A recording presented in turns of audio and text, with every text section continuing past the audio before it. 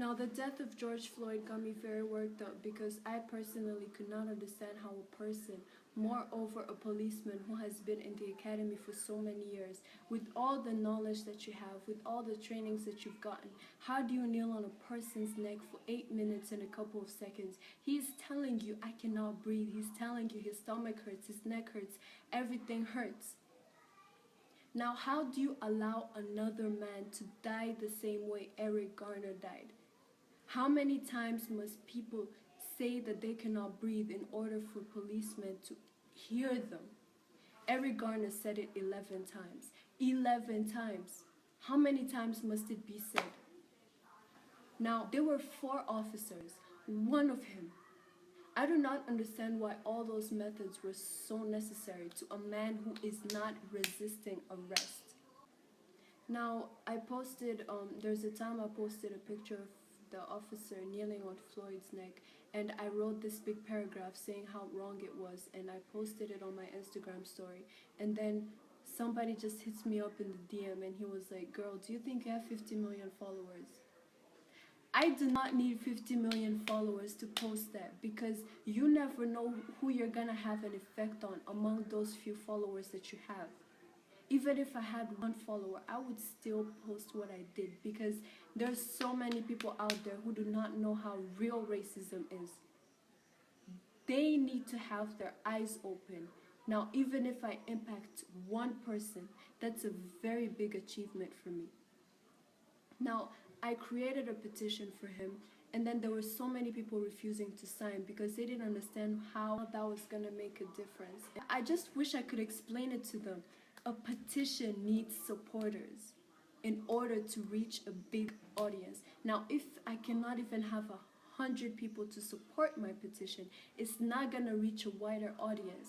Now, I got this second comment where the guy was telling me, girl, I appreciate your energy, I appreciate your courage, I appreciate everything you're trying to do, but Martin Luther King tried, Nelson Mandela tried, Malcolm X tried, Mahatma Gandhi tried, but they were not able to change the world. Now, you cannot tell me that they haven't made any changes, because do you know how much Martin Luther King contributed to the change in the United States? Do you know how far South Africa is right now because of Nelson Mandela?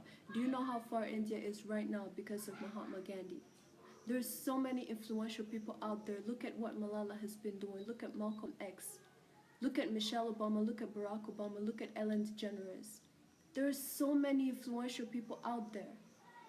Now, the fact that they haven't been able to stop all this is not on them. It is not their fault. It is the fault of people who are not ready to welcome change. Now, change does not come to those who are not ready to accept it. Change does not come to those who are not ready to welcome it. Change does not come to those who do not believe in it. Now, we cannot sit around and just wait for change to magically happen. That is not going to happen. We have to get up and fight for our rights. Now, that is the thing that we need to work on, because everything starts from here. And as long as we're not ready to be open, as long as we're not ready to be flexible about things, this world is not going to change. And another thing that we need to keep in mind is that we have to stop generalizing. Not all whites are bad, all right? Not all whites are racist. Not all blacks are dangerous. Whites do not represent racism. They do not represent discrimination. Blacks do not represent violence. They do not represent danger. Haven't you seen white people among the protesters? And that is because they too recognize the fact that Black lives matter. And rather, instead of sitting around and putting all the blame on white people, putting all the blame on that policeman for starting a huge scandal, instead of doing that, what we have to do, which is, by the way, my overall message, we have to play our part.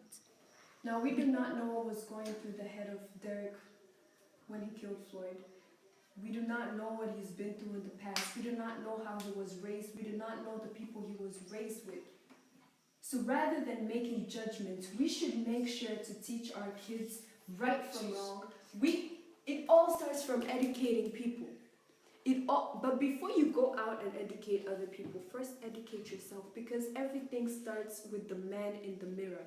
If Michael Jackson didn't teach you that, I do not know where you live. All right? It starts with the man in the mirror. first change the way you think, and then try to change, I don't know, what you see around you. If you see something wrong, then you have to intervene. You cannot just watch. Do not watch something wrong happening and just stand there like those officers did when Floyd was being knelt on. Do not be one of those people who just watch things happen. Make things happen. Stop bad things from happening. And that is the only way change is gonna happen. And that's just on period. I'm out.